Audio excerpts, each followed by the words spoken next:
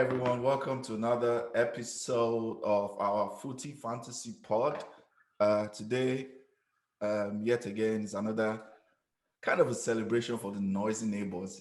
It's kind of getting annoying for me now. Every week, I bring Yannicka on.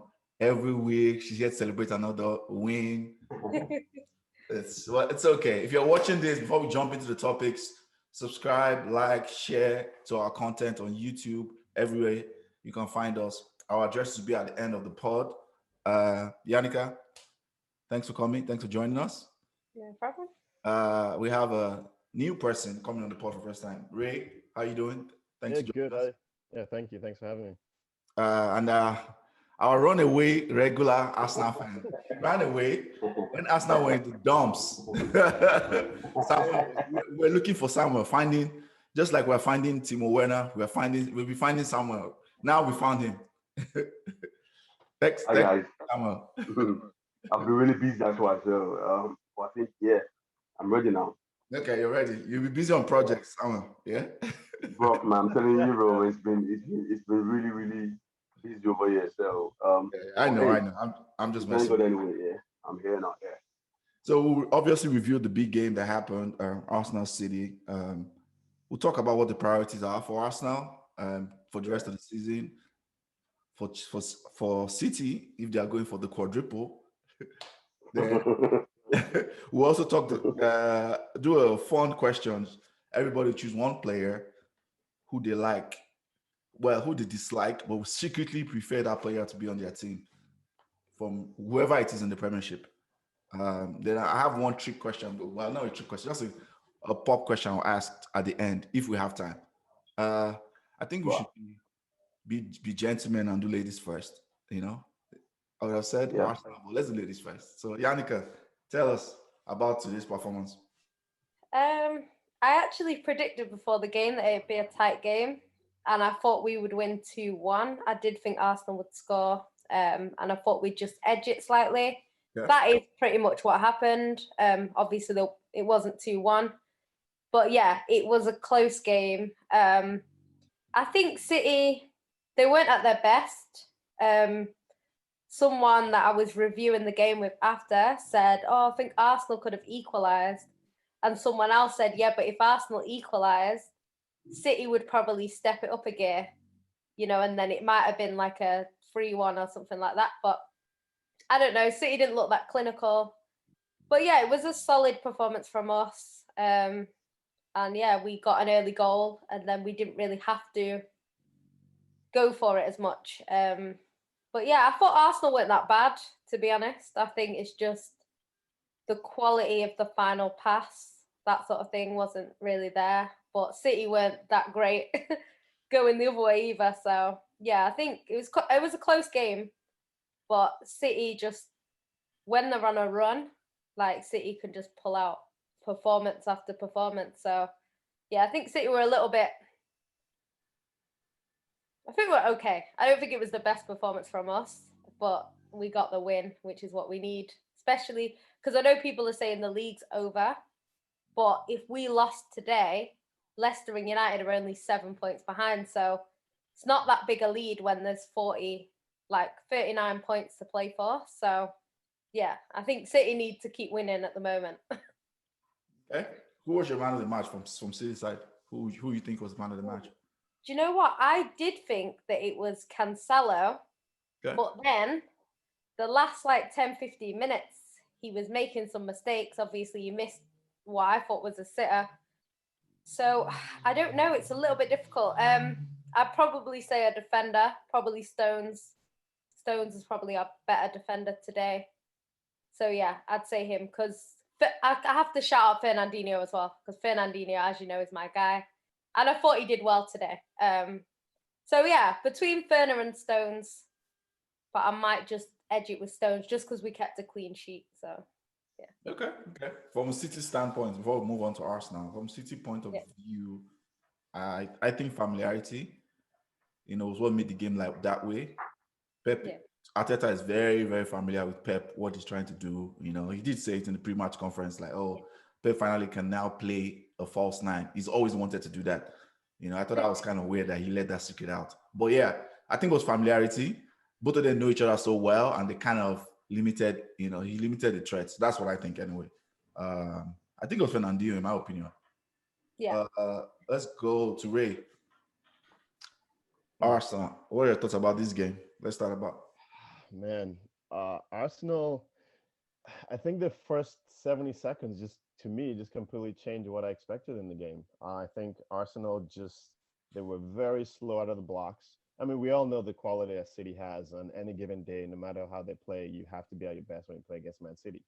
So that's expected. And if you give him a header from Sterling in the first 70 seconds of the game, you pretty much have given him the game. At that point, City can pick and choose what gear they're going to go into. And I think that was unfortunate that we had such an early goal, because I feel like this is an opportunity for Arsenal to go head to head with Arsenal with Man City. That being said, I think the quality of the game, even from Arsenal's, yes, we had possession in the second half, but really that's just because City switched off. Honestly, like let's be honest. I was very disappointed in the game. And again, it's not obviously we all know the quality that City had, but I think Arsenal had an opportunity to take the game to City and build build a sort of like system that works with the team. I personally think the Aubameyang thing, I don't know if we're going to get into that later, but I feel like we should have started with Lacazette. And we should have kept that going, because we had something good with Lacazette earlier on, and Smith Rowe, Saka, and Pepe on the left, actually. So it was interesting today that Arteta kind of switched it around and put, first of all, Aubameyang up front, who was pretty much by himself for the most part. So it just felt a little disjointed. And I think Arteta was overthinking it. That's my opinion.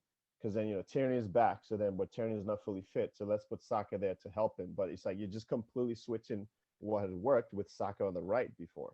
So I think there was a little bit of overthinking there. And then, the players, they did the best they could. But again, that quality is missing. And then when you have like Xhaka and El Neni in the midfield, it's really, you're not really doing much generally, let alone against Man City, right? So I think overall, I wasn't really impressed. I mean, but I can't really pick anyone that was that terrible. I just think the quality was missing, and I think they gave the game.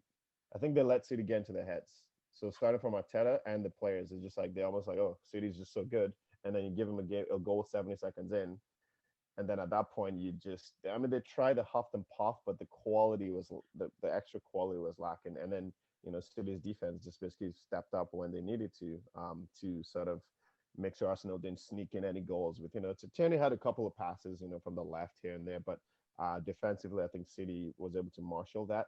Again, because it wasn't consistent enough, it was very sort of disjointed. It's like every 5-10 minutes, and Arsenal does something. There wasn't a consistent pattern, and I think there was too much mixing and matching with overthinking from Arteta. That's my opinion from that. So it was meh. Okay, fair points for sure. Sam, what are your thoughts about this game? Well, where do I start from? I think Arteta, right? Yeah, I think he's to me. I think he's just learning. He's still learning, right? Because at first, right, I was thinking that lineup, right, wasn't really what I was expecting. I mean, like I was expecting him to start the same back four he used against Leeds United and the Europa League. Because one thing about a team or a squad is the back four needs to remain the same, except if one of them are injured or wherever, then you can switch or you can replace that. But I think he messed up with that back four, and I thought Cedric, right, was performing really good. Previous games, games he had with Leeds, and even before then as well, while Ceni was out. And so I felt he should have played Cedric a left back, and also up top as well. Personally, right, I think Oba, Oba is not that type of striker that you get up top. I expect him to like hold the ball for you and bring other players in. He ain't gonna do that. You know what I mean? So personally, I think like I just started that game. You know what I mean? So, but in playing Oba up top, right, and not playing Smith Rowe as well. So in a way, I think he kind of messed up that lineup when we start with. Then as the game progressed, right, I thought, okay, you know what, I'll give him that back back four. Because obviously aside the first goal, that was really I was just stunned. Sterling, the shortest man on that pitch, right, actually jumped above. You know what I mean? I was like, what is going on? I was way too early for that. You know what I mean? So now I thought to myself, nah, I think we're losing this game today because the worst thing you want as a team, right, is conceding a goal to Man City that early, right? Because he's going to dominate you. You know what I mean? Because naturally they're that good anyway. And if you go down by goal, then obviously you give them that little edge over you straight away. And I thought, nah, that's not happening. But aside that, I think, in second half, I think they actually step up a little bit more. And the game was a little bit balanced, right? But there was no cosmic, there was no chances created by Arsenal as well. But to be honest, well, I thought City just thought, you know what?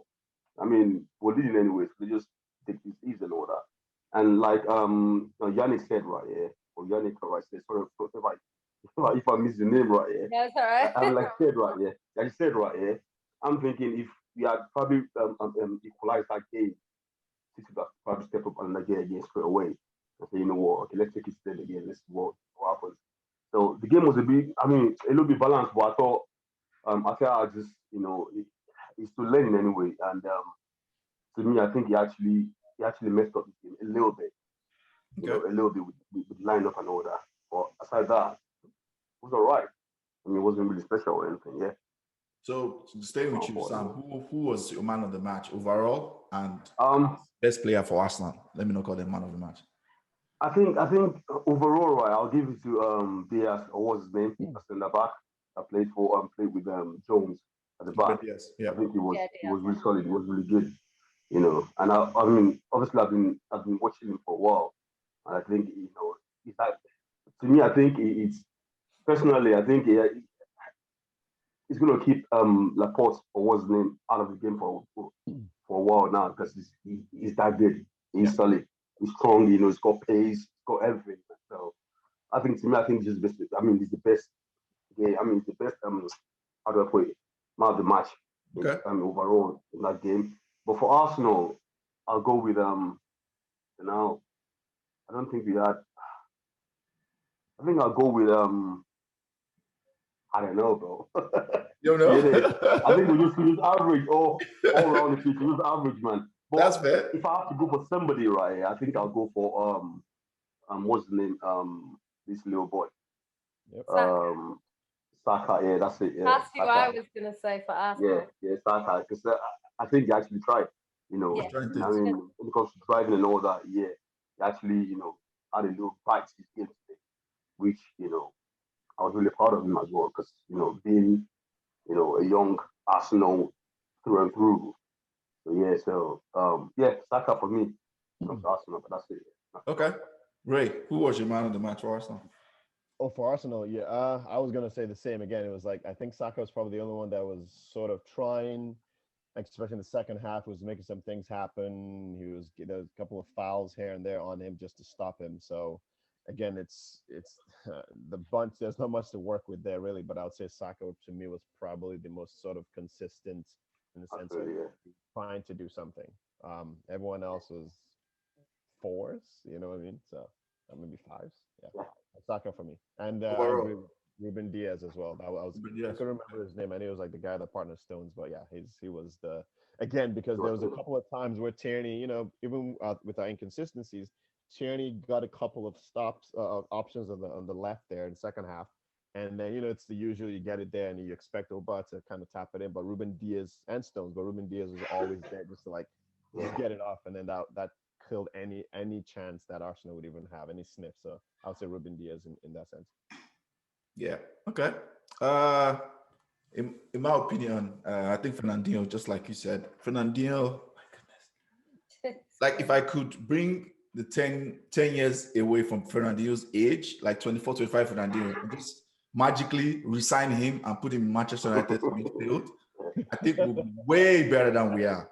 That guy at 34, 35, what he was doing today, I mean, he was closing out space. Right, yeah. He was sniffing danger everywhere. Let me just chip a little bit right here. Yeah. We've got an Arsenal group right that obviously we chat and everything like this, and and somebody just told me, said, a 35-year-old man is actually busting out midfield. Oh, wow. He did the same thing. Samuel, he did was the awesome. same thing in the, was it Carabao Cup? He came to Old Trafford and was bossing the midfield. I was like, this guy is 35-year-old. 35, man. Yeah, he was everywhere to that goal. I mean, yeah. He was, there were a lot of cutbacks, dangerous cutbacks that Arsenal made that could have possibly led to like a shot on goal or a goal, who knows? But he was always at the right time, clearing, blocking, doing everything. I'm like, wow, this guy. Yeah, I mean, that's all I wanted to say. I was just impressed by Fernandinho. I was like, it must be nice to have two DMs like that, Yannicka. I know. It must be nice. You know what? Fernandinho is my favorite player, so I love him. I know. I'm good because he might leave at the end of the season. I really don't want to see it because I think he can still play. Like, I'd keep him, but I don't know. He's incredible. Well, that's a good segue. Man City. Let's stay with you, Yannicka. Yep. What are the expectations for this season? Do you know what?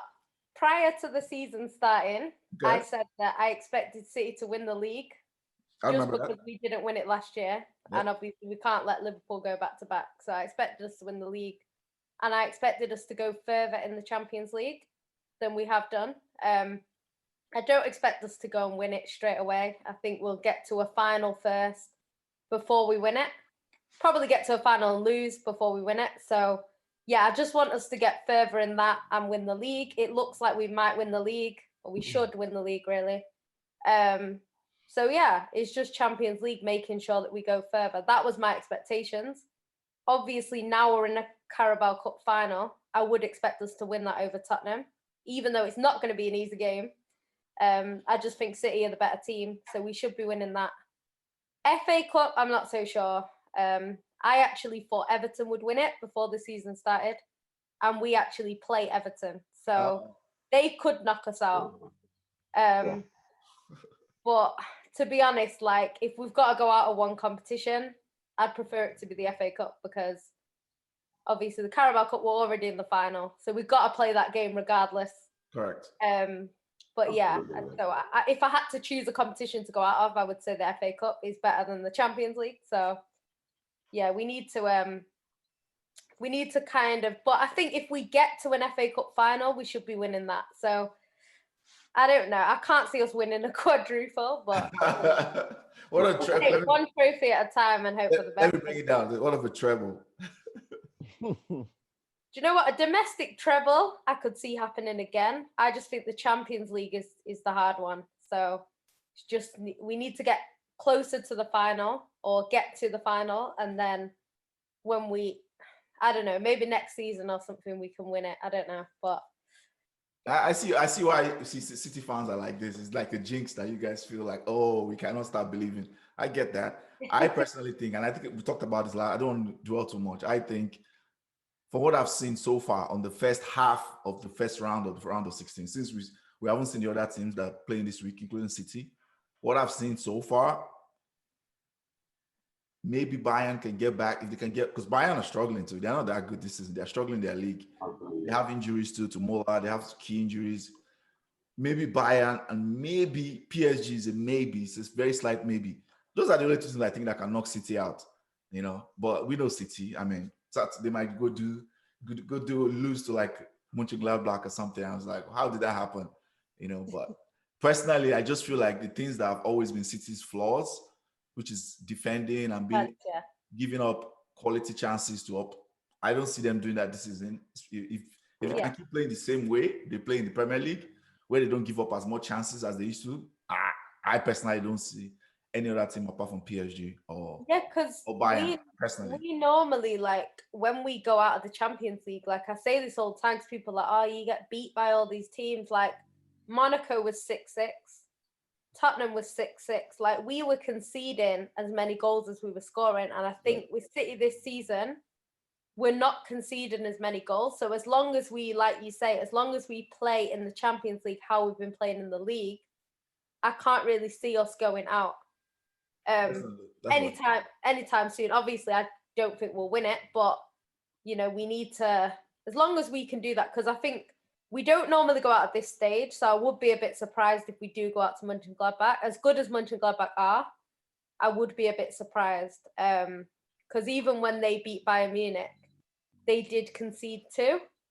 And I think they came back from 2-0 down and beat Bayern Munich 3-2. So I feel like we would probably have to concede more than we score.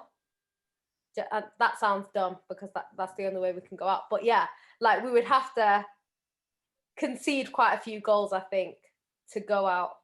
So it's whether City keep it tight at the back like we have in the Prem, or whether we go and leak 2-3 goals. Because I think if we do that, we go out. I agree. The one thing, final point before we jump to Arsenal and Europa is, I think you guys need to find a way. Pep needs to find a way to activate Aguero now, so that by the time you guys get to meet like a Bayern or a PSG, Aguero is in full flow. Because Aguero is the guy over 2 legs when you're playing a tight team, game 0-0 first leg, you need a goal, crucial goal. He's the man. Yeah, That's the person I think that will be key for City winning Champions League. Aguero needs to be activated. I'll keep doing this. He's just on the bench, but he's not playing like match. He needs to get match rhythm. He needs that, in my opinion. He needs that. Let's jump to Arsenal. Ray, let's stay with Ray. What? This Arsenal. So what is the priority expectation? I laugh. I laugh because Arsenal is a confusing team. They are a confusing team. Because I look at the way they play against big teams, they're usually okay. Then I look at the league table and I'm just like, what is this? What are they? I'm not sure what Arsenal is, but we don't need to go into that. That's another podcast for another day. Yeah. What are the expectations for you or priority right now, where you constantly where you guys are right now? Higher league table finish or just go all in for Europa? Man, that's a tough one. I ask tough questions. Yeah, that's a good one. Honestly, I would say go all out for Europa. Okay. And that being said, obviously, is because one, you're in a competition, you have a chance to any competition you're in, you try your best to win it. Obviously, the quality of teams that have dropped to the Europa, United, and Tottenham, etc., they've joined us in the Europa. So it's actually the guys taking shots, huh? Hey, I just had something. I got to drink my. Yeah, that's fine. That's fine. Yeah, you have to put that out on it. But the level of competition of the teams in the Europa now is actually a lot more competitive than the last couple of years. So it's not going to be easy, obviously. But that being said, I think especially after the way we kind of just fizzled out the Europa last year to Olympiacos, that I feel like you need to rewrite that, redo that. So I think go all out for Europa. That being said, you have to be reasonable. You can't just start playing kids in the Premier League. But with the Premier League, I think the focus should be he should just focus on trying to know his team and get a right formation that works consistently in the league. So because this whole switching back and forth, I feel again back to kind of what we were saying earlier on, is like I think Sam and I agreed the fact that the lineup was just not what he should have been doing. And he, like I said, he had a lineup that was working. ESR was the quote unquote missing link, at least as a kid. So it made sense. And then all of a sudden you drop Lacazette and everyone's just like scratching their heads like, well, you got Odegaard as backup for ESR. Why are you switching things around? Is he prioritizing? Sorry to jump in. Is he prioritizing Europa already?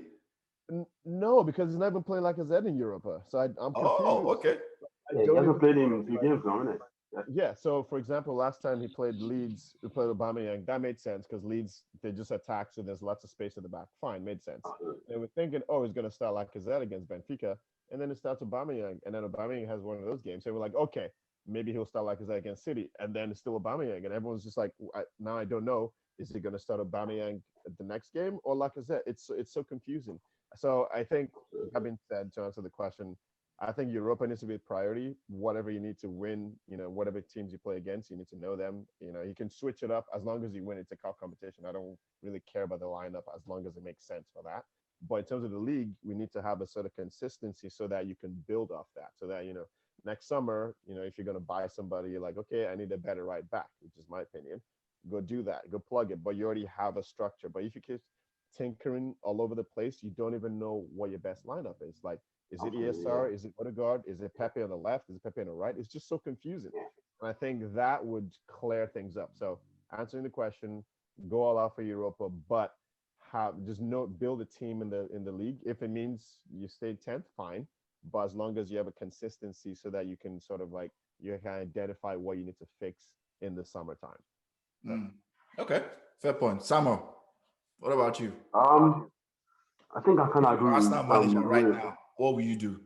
Where you are right now? To be honest, right, I think I kind of agree with Ray on this one because I'm looking at, I'm thinking to myself, no way we can get into top four anymore because though the teams above us right here, they're not really actually flying, or we're not flying as well anyway.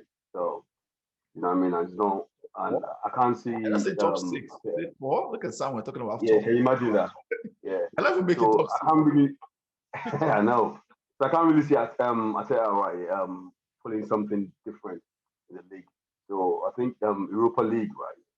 I mean we've got a chance, you know, I mean competition and all you need is just a day form for you to just get over, get to the next level and all that. So even if you're playing bad in league, whatever, you can still go out, I mean go out in the competition and just play, just try and, manage that day form and just win that game and get into the next round and all that. So I'm thinking to myself, Europa League, it's our best bet. But the league now, I think it's over. And even if I mean if we finish in top 8 this season, I'll be shocked. I'll be surprised, man. Because it seems like Everton, seems like West Ham, what I mean, they actually, stepped up the game surprisingly. You know what I mean? So it's something I'm just looking at and thinking to myself. Now just forget about the league. Just focus, pull everything into the Europa League and see what it gets. What's your That's minimum expectation for the league? Where you should finish position, or you don't matter? It doesn't matter to you. To be honest with you, right? Yeah, if we can get into Europa League again, that's finishing top 7 or whatever. Yeah, 6 or 7. Yes, 7, right? Yeah. Well, to me, I think that would be a massive achievement right now. Looking at it, because big we need to be. Yeah, to be honest with you, I mean, because big I'm thinking to Arsenal. myself, right? I know it's ridiculous, isn't it? Europa League. Wow. But then again, right? Yeah, because I'm thinking to myself, we need to play European competition next season. You need the know what I money. mean? You need money. Yeah. I mean, the Europa League is no, I mean, it's not a lot, but we need to be there. You get what I'm saying? So if we can get into Europa League, through the league, 7th or whatever, yeah, fine. But aside that, I can't see us getting stuff for no chance, bro. For far from it.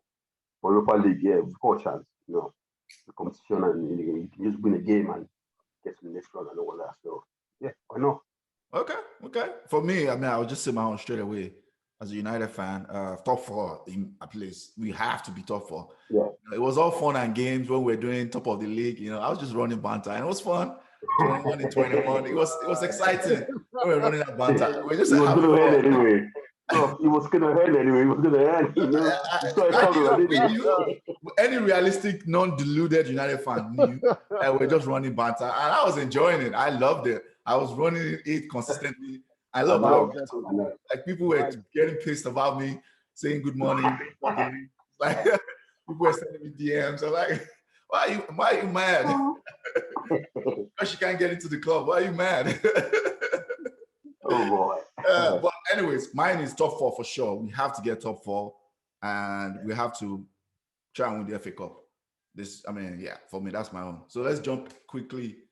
Yannicka, who is the one player you secretly dislike but we like in your team? I think we have less than 10 minutes. So. Oh, that's a hard one. In our team, we only really would need like a left back, or like a DM. Maybe. There's no one that I dislike that we need. A player that and that's fine. You don't have to dislike him. Maybe just somebody you need. Yeah, I don't know. You like in your team, just secretly, like. If there's someone that I'd like, then obviously we don't have a left back, and I think Tierney is good for Arsenal, and I think under Pep he gets even better. I also like Saka, but we don't need Saka. But yeah, if I could take any player in the league just as a player, I'd probably take Saka, to be honest. Oh, okay. But we just don't need him. You don't need him. So do you think, are you part of the debate, the Saka is better than Foden debate? Do you think he's better than Foden? He's not better than Foden, but Okay. that's what I just like him as a player. But obviously, we don't need him. We don't Okay. need him. So it would be pointless him coming to City. That's why I said Tierney is probably what City need more, if you know what I mean, because we don't have a left back. Ray. All right, so a player I dislike, because I'll answer that I dislike, but I would secretly want him on Arsenal is freaking Penandes. I'll be honest. Penaldo. I can't stand that guy, but I'm like, yeah, we need someone like that. Every other player that I like to be on the team, I kind of have an admiration, but it's just like that guy fits the box of that question. It's just like I can't stand it, but I'm like, yeah, He's a stats machine. He is a stat machine. yeah, we need to go. Like even again today, for example, if we had him as bad as we played, he would have done a penalty and would have gone 1-1. Absolutely. You know what I'm saying? Like, so anyways, Absolutely, yeah. Salma, To you, bro. yeah. To be honest, right, I haven't got a player right that I don't like. So it doesn't have to But- be just someone you like that you like in your Yeah, team. yeah. But a team right that I don't like, United, right? Man United, I don't like you guys. We But know. I'll pick out Fernandes, right? Out of that team, I'll put my team. He's just way too good. I'm telling you. Bro. I mean, personally, right? I'm not wishing bad on him or anything, right? But I'm just waiting for when he's gonna get injured. I want to see your team. No, seriously, bro. You know what I mean? I don't want him to get injured or whatever. No, Yeah, I understand I what don't you want mean. him We're back. too I'm reliant just on him. waiting. I'm just waiting for him to just get injured and see what the team will come up. But he's that good, bro. No, I'm telling you, everything he's making you guys. goes through him. Everything you guys do goes through that guy, man. He's, that's true. he's just awesome. He's good. I mean, if I go on my team, bro, man, Jesus Christ, man, I'll be flying. I'm telling you, bro. He's been our best signing post Alex Ferguson. There's no doubt about that. I mean, and we're lucky to get him because we're going to back out of that deal. Spurs should have gotten him, but Spurs backed out because of 5 million. You know, Poch wanted him, so we're really lucky to get Fernandes. Mine is KDB. I don't even dislike him. It's just that he's good. He's just good. Left, right foot, you know, pace. He has deceptive pace, turning, shooting, accurate passes, and he turns up. Most times he turns up. You know, in most big games he turns up. He's ridiculous. Season after season, the coach before him, he was like, Pep came, pre-Pep, post-Pep. He's ridiculous. That's the one person I want. And I have since we have like 5 minutes, let me quickly ask this. No need to explain, just tell me, answer this. If you had to choose, and I know who Yannicka is going to choose, between Haaland or Mbappe right now. No, man, come on, seriously, Who bro. you choose? Yannicka. That's hard because actually, I think Mbappe is the better player. I'm not saying who's the better player. Who you choose for your team right now? But yeah, I would have Haaland all day. Haaland would be perfect for what we need. So I would take Haaland. Plus, he's younger slightly by a year or a bit. So Yeah, I think a year or two. Ray. I would actually take Haaland. Like, honest, I must have learned from Mbappe for the exact same reason. We're talking about focal guy. Imagine Haaland instead of Aubameyang up top there, and then you can complement him with all the other guys who have around. Don't get me wrong, that's not knocking Mbappe, but for what we need, Haaland right there. We need that central striker. Sam. Bro, for me, man, see, bro, every day, twice on a Sunday, Mbappe, bro. There's no two ways about it. That's fair. You know That's what I mean? Right, no. Mbappe for me, right? Yeah, he can play up top. He can play from the flank. He can play anywhere, bro. You know what I mean? Behind the striker, he's that good. So for me, bro, every day, twice on a Sunday, Twice on a bro, Sunday. Mbappe, bro. There's no two ways about it, man. Mbappe, Yeah. And for me too is Mbappe. Now, and the reason because I look at the way we are, Man United don't create a lot of quality chances. We don't. Yeah. Mbappe doesn't need that. Mbappe is a cheat code. Doesn't need that hole, man. He can create that himself, really. And we play very well. Absolutely, The bro. one thing we do well, we play very well on the break. We're probably the Yeah. best attacking team in the league. So on the break, Mbappe is a cheat code. He's just gonna go by himself and he's gonna make the right decisions. So Different. yeah. No. yeah, if I supported any other team other than City, then I would say. No, I agree with you. But Haaland at City, it's is got to right. be Haaland. Yeah. City gets Haaland, City wins the Champions League. Yeah. Champions League next Yeah, year, 100%. get Haaland. Yeah. I'm 100% confident about that. the amount of chances they create in the box, yeah, it's done. It's Sefini. It's like Sefini. Just forget about it. We've come to the end of our pod. This was fun. It was quick and it was fun. Thank you guys for coming on. Yannicka, Thank Ray, you so much for having me, bro. the first one. If you're looking at this, if you have come to the end of the pod, if you managed to watch us bore you out to the end, like, share, subscribe to our YouTube. All the information will be at the end of the pod.